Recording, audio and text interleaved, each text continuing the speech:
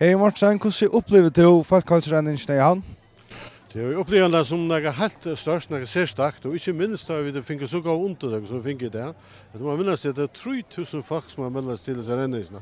Det säger också att det är kost väl in nu att vi folkhälsa och röra sig och tullukt och det gläder mig nu samma vi nu för ut att få en annan rennebredd.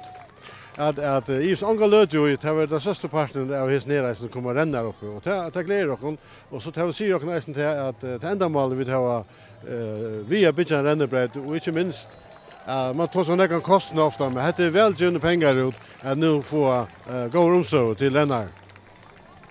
Og nu det således at renningen har finnet øyne fokus i samband med hälsa. Hvor helt du at det just renningen som har finnet så stort fokus?